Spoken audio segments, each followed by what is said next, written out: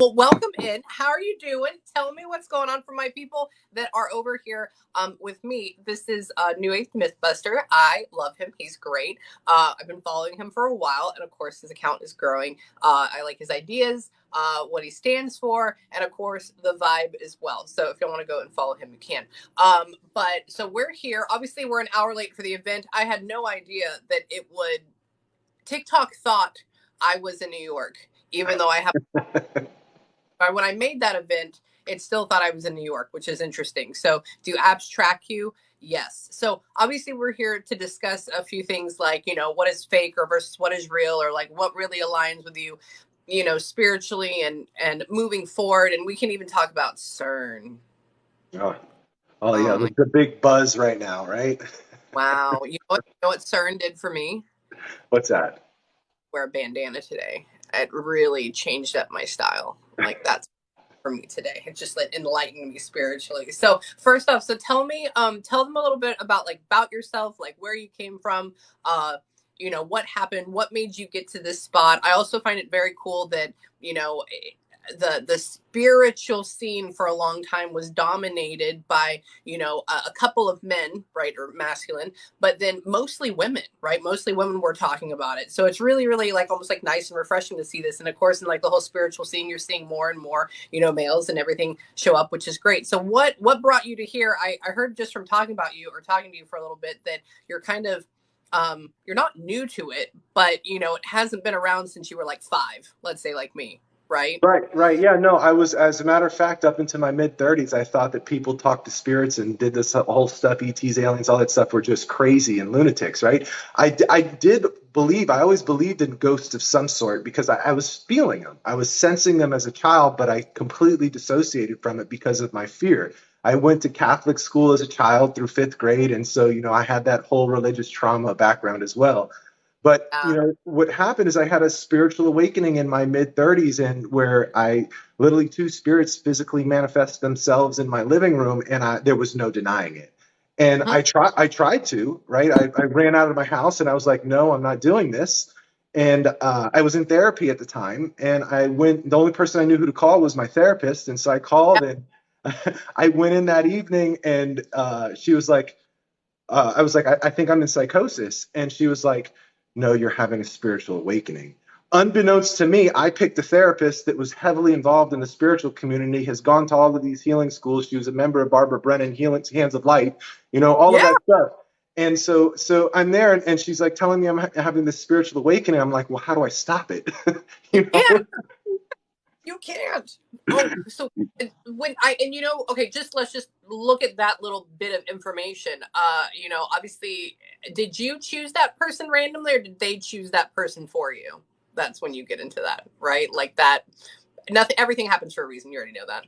100%, like for sure that she was in my life, like, and everybody at that point. I had a lot of I got really lucky. I had a lot of people that were involved in the spiritual community that I didn't even know about in my life at that time.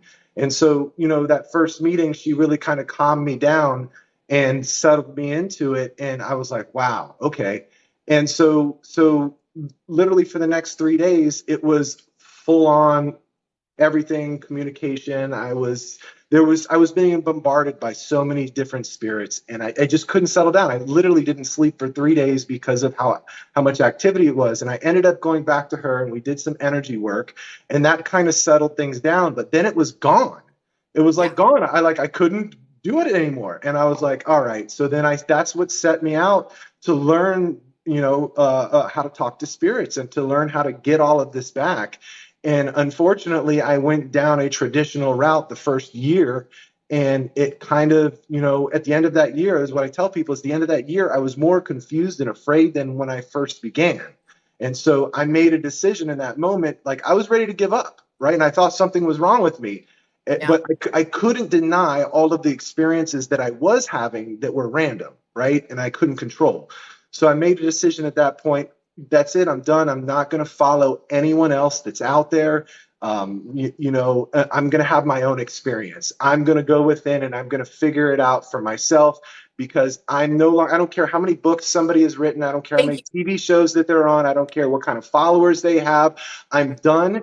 unless I can validate it with an experience. And so that was Correct. it. The first year I did. I mean, I went to England and studied at the Arthur Findlay College. I studied with a lot of the mentored directly with a lot of the big names that are out there as well. And Mhm. it didn't get me anywhere Yeah. until I decided I need to figure this out and go within. Well, yeah, and I love that. Well, that's one of the things. It's like, people, they always come on live or they talk to me, and I teach people how to feel, right? I teach because I guess that'd be the biggest thing. Like, there's so many things out there when it comes to teaching this. It's like, okay, it's almost like how a lot of people teach it is like in school, right? It's like you have to sit down for 30 minutes, you have to do this breath work, you have to da da da. And I'm like, it's not that. It's all here. It's all here. The only thing it is like feeling, understanding the subtle nuances, knowing how they're trying to communicate. What you're trying to do when you're connecting with spirit is not, you're not manipulating an energy. They're using you, and then you're trying to Exactly. their language. So you're trying to learn a new language. They're not trying to learn you. You're trying to understand them. And so everybody does it a little bit differently, but that goes along with feeling energy, seeing things, experiencing it. And they use all of the senses, right? But everybody is different. Everybody is different. Like, I don't know, we can talk about how you channel and how you experience things, and it changes. Like, let's talk about some mediums only see signs, right? They talk about the different signs and how they have meaning to it. Some mediums only hear messages, right? Like, I kind of have this like layered effect that goes on. Maybe I'll see something, I'll hear something, I'll experience something, I'll feel it all at one. And so I don't know how you do it yet. We're going to talk about that. But yeah, it's just crazy. But no amount of reading books, no amount of watching other shows is going to teach you how to do it. You can get guidelines from people that do it right or do it really well, but it's ultimately up to you, That's it. right? People ask me all the time, what book recommendations do you have? And I'm like, none. Don't go read any books. You need to figure No. this out on your own. It's just really, everyone can do it. And what I tell people is it's not that something we have to develop. It's not something that we have to enhance. It's not something that we have to learn how to do. It's something that we need to bring an awareness to because we are surrounded by spirits all All, times and they are interacting with us at all times, but we've dissociated from our abilities and we just need to bring an awareness to them. We don't need to develop something. Like I tell people, it's like your heartbeat. Your heart beats perfectly fine all day long and you're not aware of it, right? But yeah. you can bring an awareness to your heart and feel every single pump. And your Thank you. spiritual abilities are the same way.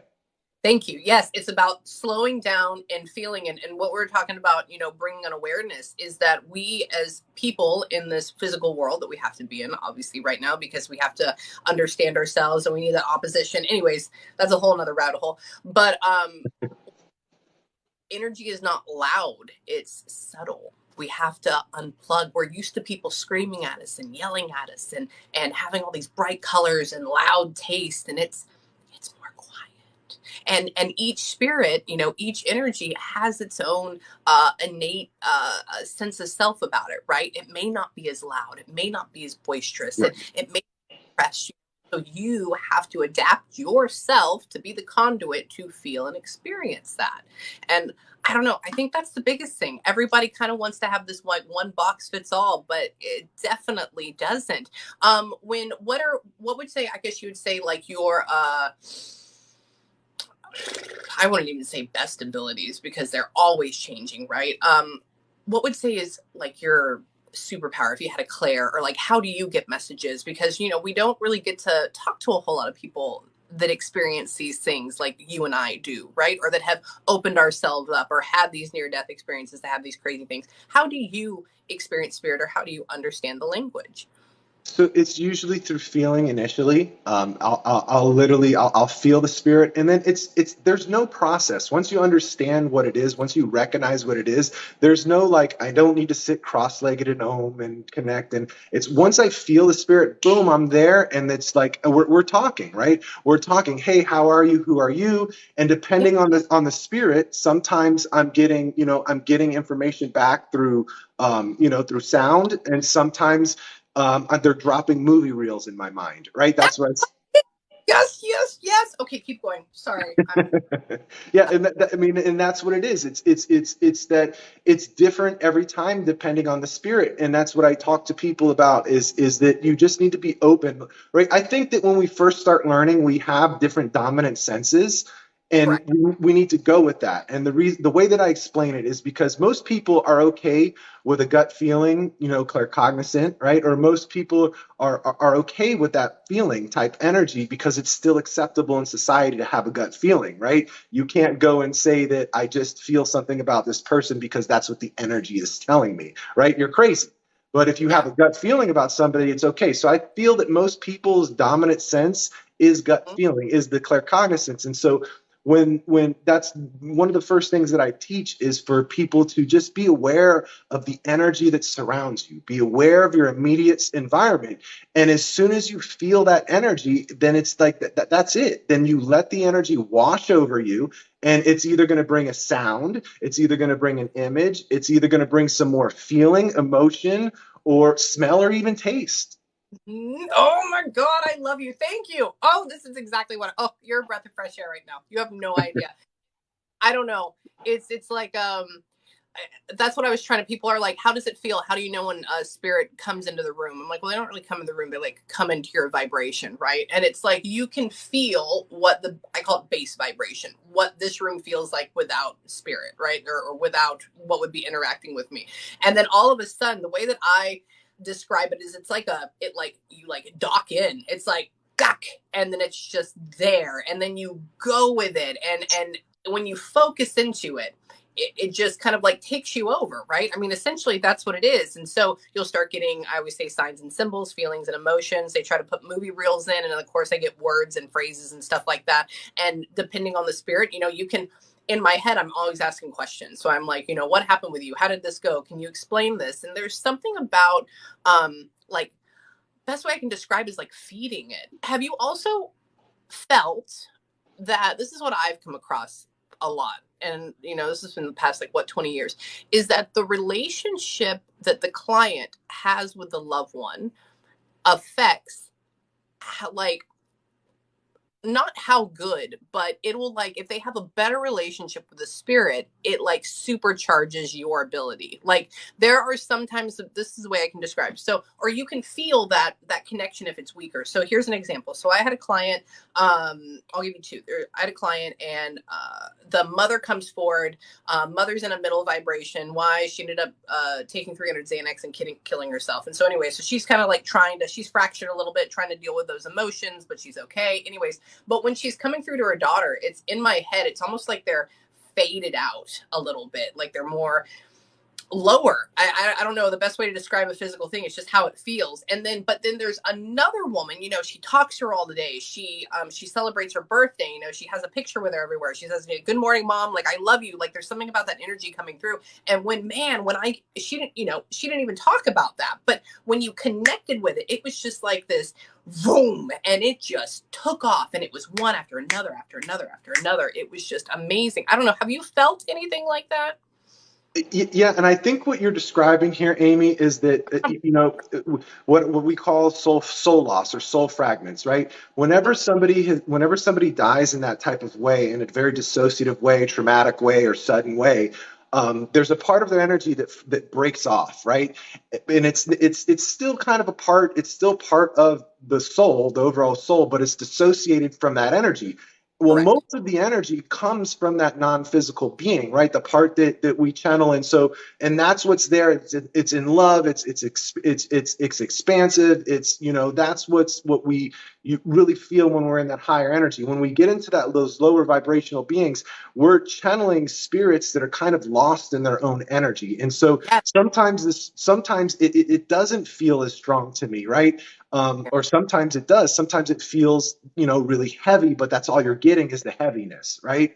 And it's almost difficult to get anything out of the spirit.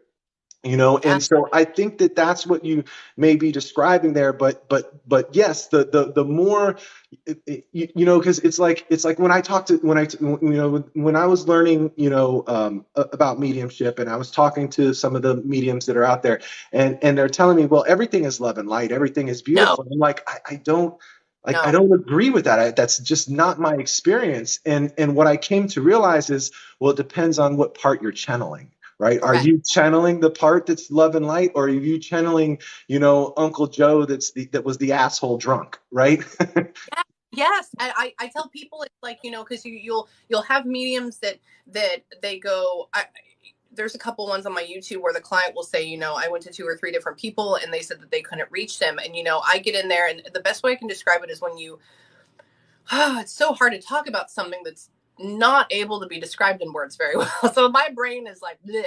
It's like trying to tune in on a radio, right? So it's like every single song is not on 104.1, right? There's if you want to go to like classical, you got to go to 97.5. If you want to go to this, it's down here. So when you're tuning into their energy, what frequency or what vibration are they on? And not everybody, like you said, is going to be in love and light. There are these middle, there are this lower. Now, is it necessarily bad? No, but is it uncomfortable because it doesn't align with us? Um, Negative energy is not always bad. It's just sad and it's not aligned with like who we are. So it feels different, but then people call that difference bad. You know what I'm saying? Right. Um, And it's my experience with that is because those spirits, they're emanating these uncomfortable emotions. And we've been trained as a society to fear those own emotions when we experience them. And so, of course, if we feel those emotions emanating from something that we can't see, it's going to drive the fear response even more. Where I work with a lot of that energy. I've worked with quite a bit of that energy, especially in my trauma therapy practice, where we're messing around in the familiar energy field and we have this shit come up, where we have ancestors that weren't so nice that need help moving on. uh, And really that's what it is it's getting through that layer of, because they're so lost in whatever their unresolved pain is. They're so lost that that's all that they're aware of, and they continue in this like almost like loop. It's playing over like over and over and over. That's how lost they're in their trauma, and you got to get them to wake up out of that. Once you yes, get them to wake up out of that, and you can start to get the story about what happened, then it's about having a therapy session with the spirit right then and there, and then boom, they cross over on their own. Gone. exactly, You don't even exactly. have to tell them. I know. I know. It's because you break that cycle. You break that cyclical cycle. And this is, I'm right. Well, I mean, all of us, we're all cycles. We're all loops, like what we're doing in the morning. I mean, how you pee before you get your coffee, what you do with your job, your family, everything is a cycle, including them and their trauma. And, there's sometimes, though, one thing I think that people forget or mediums forget, or people that do this is that they feel that they are the ones controlling spirit, right? Like that you are the one that is saying, come here and I'm going to tie you and you must come to me. And for some reason, me in this physical form have this innate power to and like bring them for. No, you are this amount of your higher self, the whole thing. And you yourself sitting there is not bringing in this being, they are coming in for you. You're not doing shit, right? And so Right. you're asking, they're giving back. And so a lot of times people will use it as like a power play, like I brought this spirit for it. No, you asked and they said yes, I'll show up for you. And so you have to be humble, when you do this. You have to be, everything's with love. What do you think on that stuff like that? So I agree with you, and I think the problem with most mediums is their limited understanding of the spirit world and like spiritual principles and spiritual law. Because here's the thing: is that I went to the Arthur Findlay College in the UK, which is world-renowned psychic and mediumship school. That's like the holy grail if you want to be a professional medium.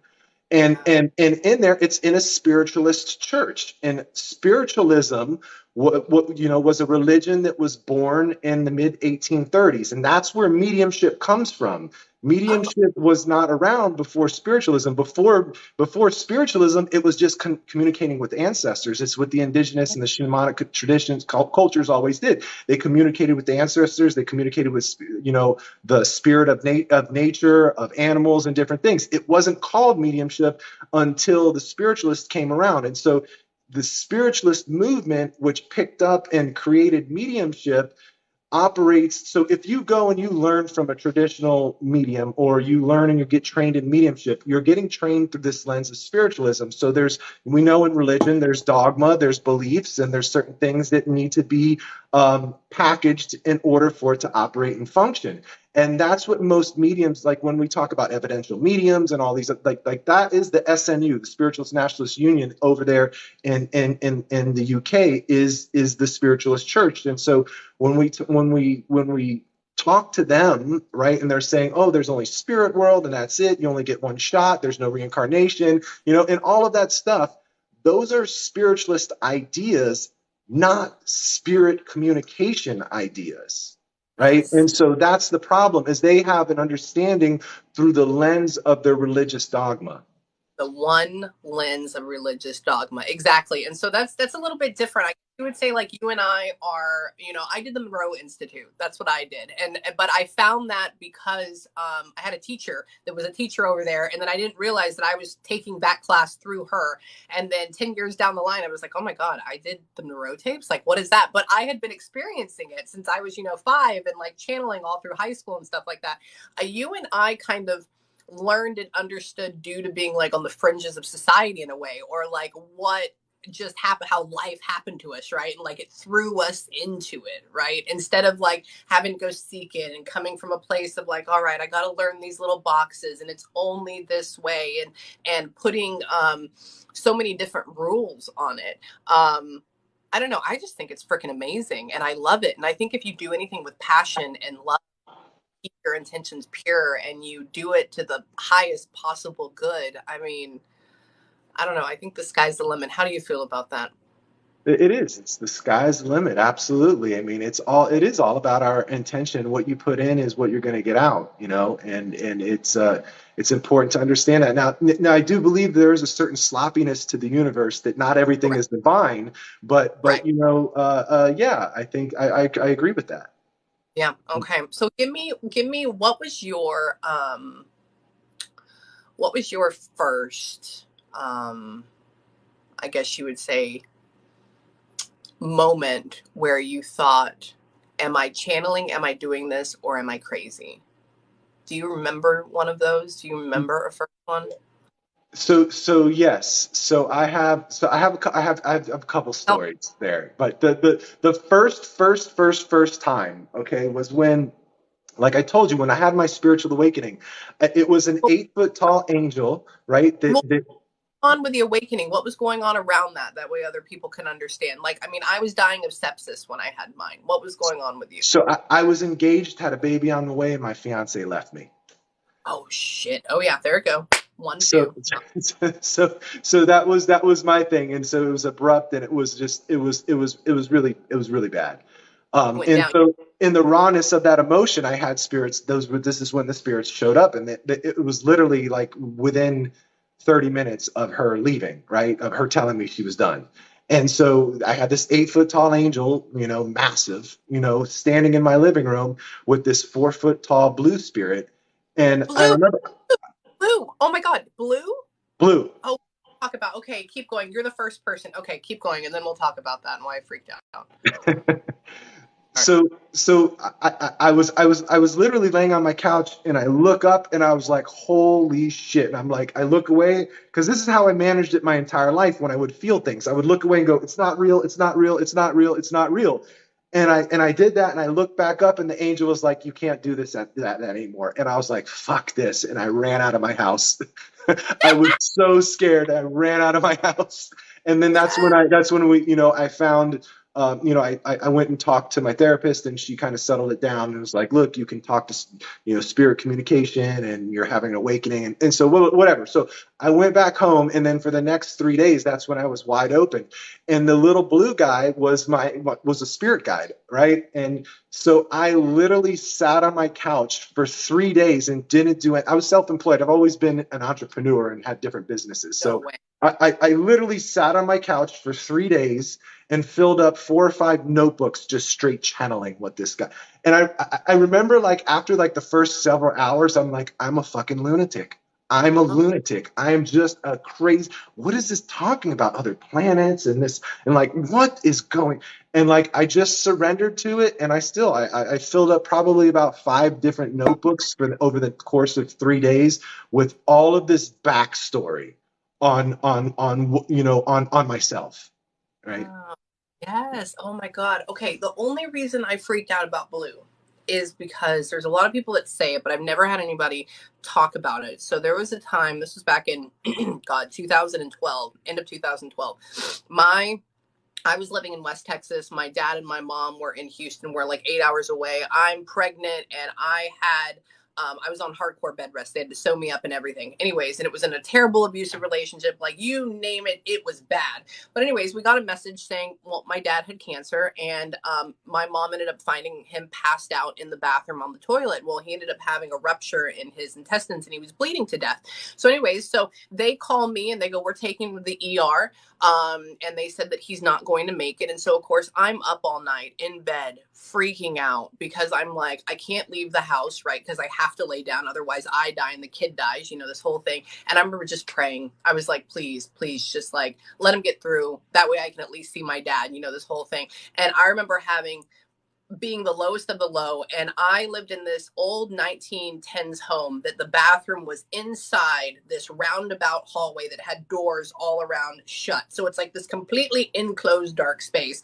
And I was in there. I didn't want to turn on the light because I didn't want to wake up my husband at the time because he was military. And I was sitting there on the toilet because I had to pee. And it was probably about 2 o'clock in the morning. And I was having a panic attack. And I was like, oh my God, this is it. He's dying. Please just somebody give me a fucking sign that he's gonna be. And as soon as I say that, I shit you not, this most beautiful, like dark turquoise blue light like goes whoa, like the entire bathroom lights up. And when something like that happens, like the entire world slows down. So for me it felt like 15 seconds, but I bet it was a half a second. And Yeah. and like I almost fall off the toilet, my 36-week pregnant ass on this toilet thing. And after that, I was like, and I saw it glow on my hands, like everything glowed. And I sat there, and right after that, this most amazing sense of calm came over me. And I don't know if I was terrified or if that was it, but something said it'll be all right. And then an hour later, I got a call saying that they had fixed him and he was going to survive. And that's the blue thing. That's why I was like, oh my God, but I've never had another experience about that before, but I nearly fell off the toilet. It was the thing, and I can't explain it. I thought it was fucking nuts. My husband woke up the next morning, and I told him, of course, he was a hardcore Southern Baptist, and he was like, what are you talking about? That's fucking stupid, And I'm like, oh my God. So you've had it too. I don't know if it was a guide though, or if it was an angel that was showing up for that one moment, but blue is a thing. Yeah, so it was for me. I mean, that's a really cool story, Amy, and maybe there is some resonance there, but I know for me and working with them that was a multi-dimensional being Yeah, that doesn't incarnate in the physical dimension that I work with. I still do, you do. and so that's I work with a lot of them, Yeah. and that's where like people ask me like, how do you know what you know? I'm like, from going within and Yes. asking other beings and telling them, and not only just asking them, but then taking the information they give me and experimenting with it and playing with it and figuring it out to make sure that it is legit. Right. Correct. Just because there's some multidimensional being, I'm not going to take any, like, that's the promise I made to myself. I'm not going to take anybody's word for it, whether Yeah. you're in this dimension or other. Right? Yes. Yes. Thank you. Thank you. Thank you. Do you have okay, this is just funny because people on my channel, they know I have this, and this didn't happen till about a year ago. So I have one of my clients, her uncle, this was from like a year and a half ago. He's been hanging out with me for a very long time now, and his name is Gary. And he shows up. I actually named my giant geode crystal that I bought just because I think they're fucking beautiful, not because of anything else, in my bathroom after him. But his name shows up everywhere. He's constantly around me. I'll hear his name places. My husband will see it. My waiter will be named Gary. There'll be like a nameplate sticker on like a gas pump saying Gary, stuff like that. He was a drunk, well, in physical, he was an Inuit. He was a Native American of like Alaska. And he was a drunkard all the time. And he was going home home to his family one night and he was absolutely plastered and he fell into a frozen lake drunk and he died. And they found him like 2.5 weeks later. And after I had that session with that woman, Gary has now been with me, or somebody named Gary. And I have no idea why, but he shows up. I'll have dreams about him. I'll feel him around. Some days he'll be there a lot. Other days he won't show up at all. But have you had anybody like that just hang out with you, of like somebody's person? I mean, I know that obviously we're all connected. It's a thing. And, I channel for spirit all the time, but I don't know what's up with Gary. And I'm not expecting you to tell me anything, but I'm just trying to figure out, have you had something like that happen to you?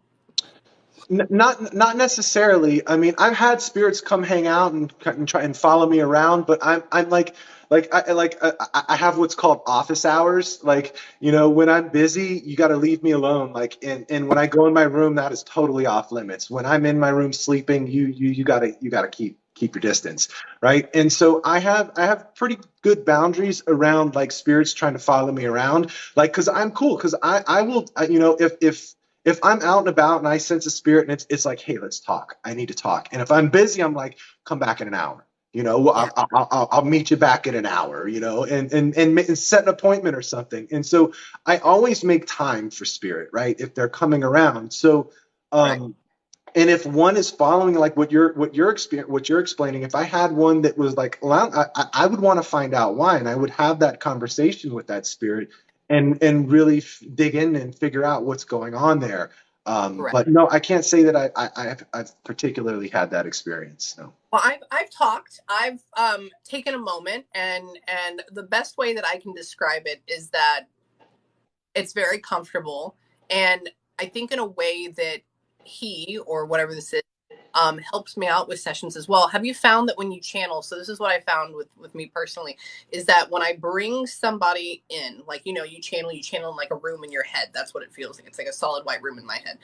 If I have like a space for it. And I will have like one dominant spirit or one of my guides that will assist in like helping them come in, right? Or helping them. And this Gary, for some reason, help. So maybe in a way it's like his karmatic duty to help me now because he wasn't able to.